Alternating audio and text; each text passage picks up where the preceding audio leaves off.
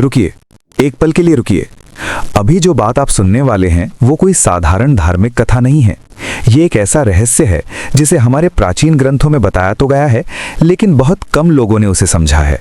गरुड़ पुराण के कुछ ऐसे रहस्य हैं जो बताते हैं कि जब किसी घर में बेटी जन्म लेती है तो वो केवल एक घटना नहीं होती, वो भगवान का एक विशेष चयन होता है।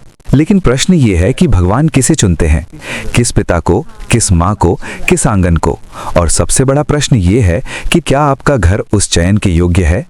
आज हम उस रहस्य को समझने की कोशिश करेंगे जो बताता है कि बेटियां किन घरों में जन्म लेती हैं, क्यों लेती हैं, और उनके जन्म का परिवार के भाग्य से क्या संबंध होता है। इस कथा को अंत तक सुनिए, क्योंकि अंत में जो सत्य सामने आएगा वो शायद आपके जीवन को देखने का नजरिया ही बदल दे। मित्रों, हम सब जानते हैं कि दुनिया में हर दिन लाखों बच्चे जन्म लेते हैं, लेकिन क्या आपने कभी सोचा है कि कोई बच्चा किसी विशेष घर में ही क्यों जन्म लेता है? वो उसी माँ की कोख में क्यों आता है? उसी पिता का संतान क्यों बनता है? आधुनिक विज्ञान इसे केवल एक जैविक प्रक्रिया मानता है, लेकिन हमारे शास्त्र कहते हैं कि जन्म केवल शरीर का नहीं होता, जन्म आत्मा का भी होता है। आत्मा वहां नहीं जाती जहां केवल जगह हो, वो वहां जाती है जहां उसका कोई उद्देश्य हो, जहां उसका कोई गहरा संबंध हो। गरुड़ पुराण में बताया गया है कि मृत्यु के बाद आत्मा की एक लंबी यात्रा होती है। उस यात्रा के दौरान उसके कर्मों का लेखा जोखा होता है और फिर तय किया जाता है कि उसका अगला जन्म कहाँ होगा। ये कोई संयोग नहीं होता, ये कर्मों का गहरा गणित होता है। इसलिए जब किसी घर में बेटी जन्म लेती है तो वो भी उसी कर्म सिद्धांत का परिणाम होती है। वो आत्मा जो बेटी बनकर आती है उसने उस घर को चुना होता है, या यूं कहें कि उस घर के कर्मों ने उस आत्मा को अपनी ओर आकर्षित किया होता है। जैसे चुंबक लोहे को खींचता है, वैसे ही पवित्र भाव और सकारात्मक ऊर्जा पवित्र आत्माओं को अपनी ओर खींचती है। शायद यही कारण है कि कुछ घरों में बेटी के जन्म के बाद सब कुछ बदलता हुआ दिखाई देता है। घर में पहले जो तनाव था वो कम होने लगता है, पिता का कठोर स्वभाव नरम हो जाता है, परिवार में एक नई खुशी आ जाती है। लोग इसे संयोग मान लेते हैं, लेकिन शास्त्र इसे ऊर्जा का परिवर्तन कहते हैं। हम बचपन से सुनते आए हैं कि बेटी लक्ष्मी होती है, लेकिन क्या आपने कभी सोचा कि ये बात क्यों कही जाती है? देवी लक्ष्मी को केवल धन की देवी नहीं माना गया, उन्हें समृद्धि, संतुलन और शुभ ऊर्जा की देवी कहा गया है। और शास्त्रों के अनुसार लक्ष्मी वहीं आती हैं जहां 3 विशेष गुण मौजूद होते हैं। पहला सम्मान, दूसरा शुद्धता और तीसरा कृतज्ञता। जहां स्त्री का सम्मान होता है, जहां विचार और आचरण शुद्ध होते हैं, और जहां जीवन में जो मिला है उसके लिए आभार का भाव होता है, वहां लक्ष्मी का वास माना जाता है। इसलिए जब बेटी को लक्ष्मी कहा जाता है तो उसका अर्थ ये नहीं कि वो केवल देवी का रूप है, बल्कि वो उस शुभ ऊर्जा को भी साथ लेकर आती है। लेकिन शास्त्र एक चेतावनी भी देते हैं, यदि उस बेटी का अपमान किया जाए, उसे बोझ समझा जाए या उसके अधिकारों को छीन लिया जाए तो वो शुभ ऊर्जा धीरे धीरे उस घर से दूर हो जाती है। अब प्रश्न ये उठता है कि भगवान किन घरों को बेटी के जन्म के लिए चुनते हैं? शास्त्रों के अनुसार कुछ विशेष गुण ऐसे होते हैं जो उस चयन को प्रभावित करते हैं।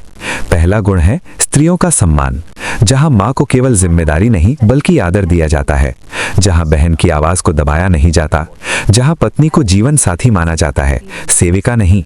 ऐसे घरों की ऊर्जा संतुलित और कोमल होती है, और कोमल आत्माएं वहीं आकर्षित होती हैं। दूसरा गुण है करुणा और संवेदनशीलता। कुछ घर ऐसे होते हैं जहां लोग केवल अपने लिए नहीं जीते बल्कि दूसरों की मदद भी करते हैं। वे भूखों को भोजन देते हैं, जरूरतमंदों की सहायता करते हैं, पशु पक्षियों तक का ध्यान रखते हैं। ऐसे घरों में संवेदना पहले से होती है और बेटी उसी संवेदना को और बढ़ाने आती है। तीसरा गुण है पूर्वजों का सम्मान। गरुड़ पुराण में पितरों के महत्व का विशेष वर्णन मिलता है। जिन घरों में अपने पूर्वजों की स्मृति और सम्मान बना रहता है, वहां परिवार की ऊर्जा स्थिर रहती है। इसी कारण कई बार बेटी को कुल की ज्योति भी कहा जाता है, क्योंकि वो केवल वर्तमान का नहीं बल्कि अतीत और भविष्य का भी संबंध जोड़ती है। चौथा गुण है प्रेम को धन से ऊपर रखना। जहां हर रिश्ते की कीमत केवल पैसे से नहीं लगाई जाती, जहां अपनापन और त्याग होता है, वहां बेटी का जन्म उस प्रेम को और गहरा करने आता है। आपने देखा होगा कि कुछ परिवारों में बेटी के जन्म के बाद पिता का स्वभाव ही बदल जाता है। जो पिता पहले बहुत कठोर थे, बेटी की एक मुस्कान से पिघल जाते हैं। ये केवल भावना नहीं बल्कि एक गहरा मानसिक परिवर्तन होता है। और पांचवा तथा सबसे महत्वपूर्ण गुण है बेटी को बोझ नहीं बल्कि भाग्य समझना। शास्त्रों के अनुसार आत्मा गर्भ में आने से पहले ही माता पिता के भावों को महसूस करती है। यदि वहां डर, निराशा या अस्वीकार का भाव हो तो वो आत्मा वहां रुकना नहीं चाहती। लेकिन जहां स्वागत का भाव हो, जहां ये विश्वास हो कि जो भी संतान आएगी हम उसे प्रेम देंगे, वहां वो आत्मा प्रसन्नता से जन्म लेती है। अब एक बहुत महत्वपूर्ण प्रश्न उठता है, यदि बेटियां उन्हीं घरों में आती हैं जहां ये गुण हो, तो फिर ऐसे घरों में बेटियां क्यों जन्म लेती हैं जहां उन्हें सम्मान नहीं मिलता? इसका उत्तर भी कर्म सिद्धांत में छुपा है।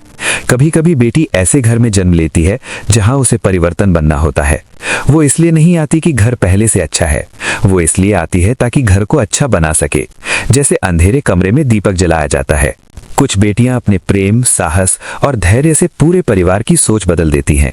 जो लोग पुरानी सोच में बंधे थे वे धीरे धीरे बदलने लगते हैं। ऐसे में ये कहना गलत होगा कि वे कमजोर परिस्थितियों में जन्मी थीं। वास्तव में वे सबसे मजबूत आत्माएं होती हैं, क्योंकि उन्होंने सबसे कठिन काम चुना होता है, परिवर्तन लाना। अब वो महत्वपूर्ण प्रश्न जिसका उत्तर हर कोई जानना चाहता है, क्या सच में बेटी माता पिता का भाग्य बदल सकती है? कर्म सिद्धांत के अनुसार हर आत्मा अपने साथ कुछ पुण्य लेकर आती है, और जब कोई शुभ आत्मा जन्म लेती है तो उसकी सकारात्मक ऊर्जा पूरे परिवार को प्रभावित कर सकती है। यही कारण है कि कई बार बेटी के जन्म के बाद घर की आर्थिक स्थिति सुधरने लगती है, रुके हुए काम बनने लगते हैं और घर में शांति का वातावरण बनने लगता है। लोग इसे संयोग मान लेते हैं, लेकिन शास्त्र इसे ऊर्जा का परिवर्तन कहते हैं। और एक गहरी बात यह भी है कि संभव है वही आत्मा जिसने किसी जन्म में आपके पिता का रूप लिया था, अगले जन्म में आपकी बेटी बनकर लौटे, या जो कभी आपकी माँ रही हो वो अब आपकी संतान बनकर आई हो। आत्माएं बदलती नहीं, केवल उनके रूप बदलते हैं। इसलिए बेटी केवल वर्तमान की संतान नहीं होती, वो आत्मा की एक लंबी यात्रा का हिस्सा होती है। अब अंतिम प्रश्न, क्या बेटी का जन्म केवल एक कृपा है या एक जिम्मेदारी भी? शास्त्रों का उत्तर स्पष्ट है, दोनों। जब कोई बेटी किसी घर में जन्म लेती है तो वो केवल खुशी देने नहीं आती, वो उस घर की चेतना को ऊंचा उठाने आती है। इसलिए परिवार का कर्तव्य है कि उसे शिक्षा मिले, सुरक्षा मिले, सम्मान मिले और अपने सपनों को पूरा करने की स्वतंत्रता मिले। यदि किसी घर में बेटी का स्वागत तो हो लेकिन उसे समान अवसर न मिले तो वो परिवार उस आध्यात्मिक अवसर को खो देता है जो उसे मिला था। मित्रों, इस पूरी कथा का सार यही है कि बेटी का जन्म केवल एक पारिवारिक घटना नहीं है, वो आत्मा की यात्रा का एक महत्वपूर्ण अध्याय है। वो केवल रिश्ता नहीं बल्कि ऊर्जा है, वो केवल संतान नहीं बल्कि संस्कार है। यदि आपके घर में बेटी है तो समझिए भगवान ने आपको एक विशेष आशीर्वाद दिया है, और यदि आपके घर में बेटी नहीं है तो भी हर बेटी को वही सम्मान दीजिए जो उसे मिलना चाहिए, क्योंकि जहां नारी का सम्मान होता है वहीं जीवन में संतुलन, शांति और समृद्धि स्थिर होती है। बेटी सच में भगवान का एक अनमोल उपहार है। अगर इस कथा ने आपके दिल को छुआ हो तो इसे उस व्यक्ति तक जरूर पहुंचाइए जिसे ये सुनना चाहिए, और कमेंट में लिखिए, बेटी मेरा वरदान है। जय श्री हरि।